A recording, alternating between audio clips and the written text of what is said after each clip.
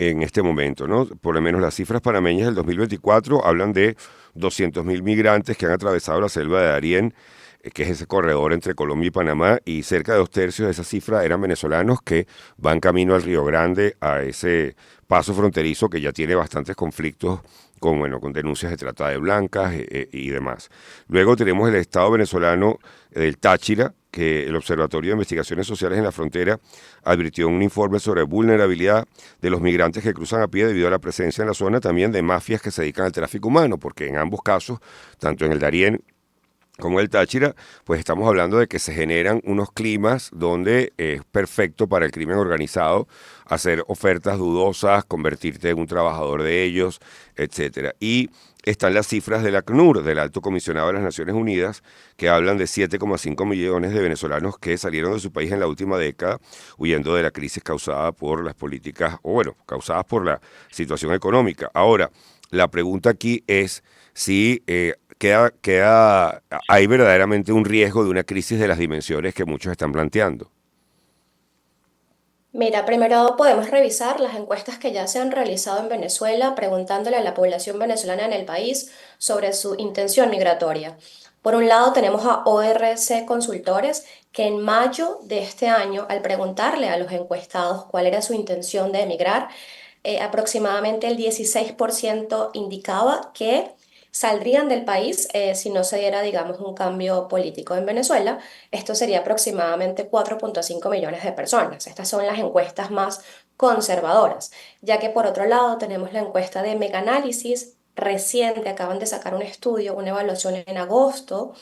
a través de la cual se indica que el 43% de los encuestados estaría dispuesto a dejar el país próximamente y actualmente estaríamos hablando de que unas 100.000 personas estarían preparando su salida del país, así que sí estaríamos frente a un nuevo éxodo migratorio. En el caso europeo, cuando ocurrió el éxodo importante de Siria, se establecieron cuotas, ¿no? Porque Alemania y otros países expresaron que, bueno, que estaban recibiendo buena parte de la población migratoria, puesto que ya tenían colonias sirias establecidas y eso, pues, hace de magneto, si se quiere, para la población que está huyendo en aquel caso de un proceso bélico complicado. Y por primera vez yo he escuchado ya hablar en Chile, por ejemplo, de que hay que tener una reunión regional para hablar de cuotas de migrantes venezolanos, de que hay que distribuirse las cuotas que se reciben en los distintos países. Esto se había hablado alguna vez en Latinoamérica, el hablar de cuotas de refugiados, por ejemplo, en el caso de Colombia.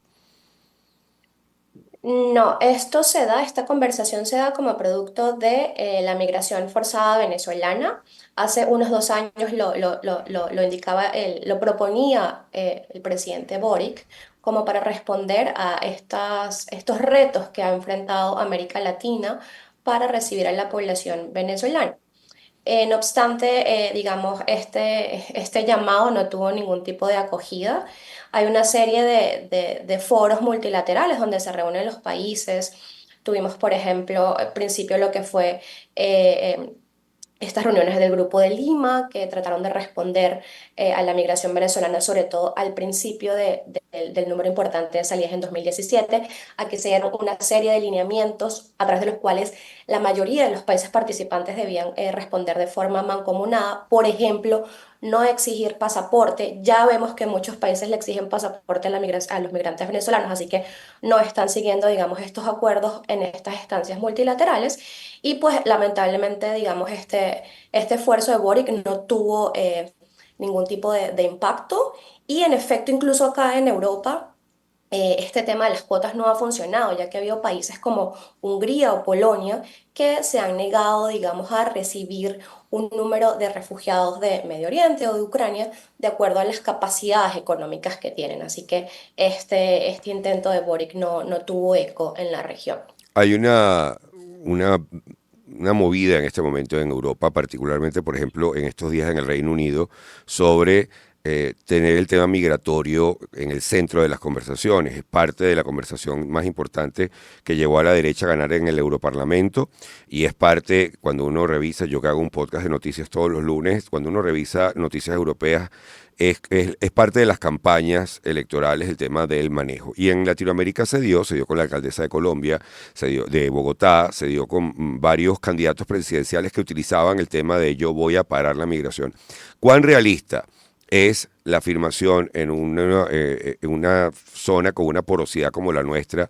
de hablar de parar la migración y por otro lado, que porque además ha cambiado, no sé si estás de acuerdo conmigo, que ha cambiado la percepción de la migración al haber surgido los casos criminales que ponen el foco y que le dan, si se quiere, argumentos a los que utilizan la xenofobia o el argumento contra la inmigración como candidatura presidencial o electoral o municipal como parte de su discurso. ¿Cuán probable es realmente que se pueda parar la porosidad de los movimientos fronterizos cuando además en muchos casos aquí no hay facilidades para repatriar?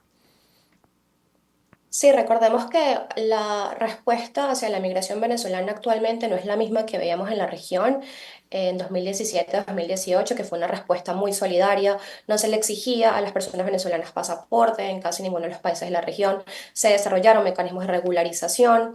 entre otra serie de, digamos, políticas más solidarias de puertas abiertas, como llamamos en los estudios migratorios. Esto ha ido cambiando con el paso del tiempo, como tú muy bien lo decías, sobre todo gobiernos con posturas de derecha, inclinándose a utilizar a los migrantes como chivos expiatorios para responsabilizarlos de los problemas sociales que estos políticos simplemente no han podido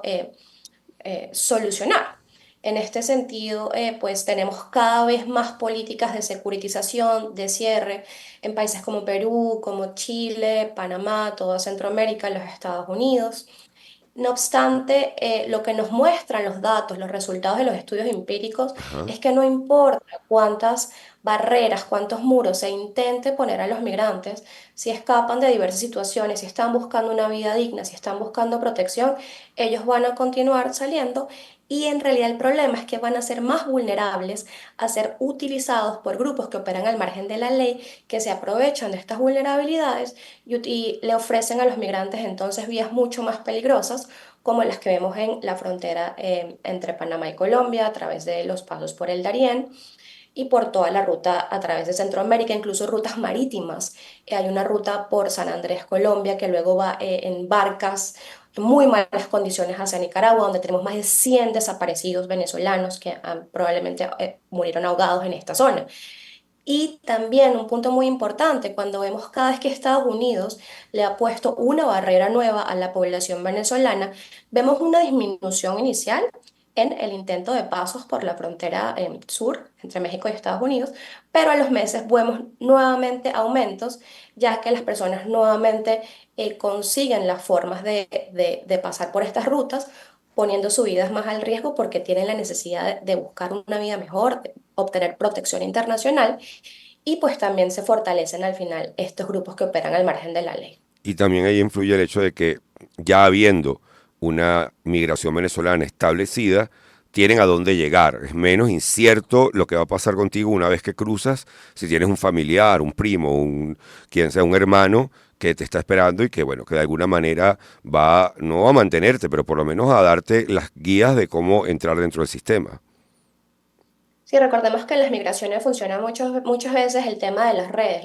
personales, el boca a boca. Muchas personas tienden a emigrar donde ya un conocido lo logró, un amigo, un familiar ya se encuentra allí. Recordemos que la población venezolana ya tenía importantes relaciones transnacionales, binacionales, porque Venezuela era un país de inmigrantes. Por ejemplo, ya había importantes relaciones binacionales con Colombia. Recordemos que en Venezuela hubo más de 3 millones de colombianos que escaparon del conflicto armado, personas en Europa también que emigraron a Venezuela en los años 50, 60,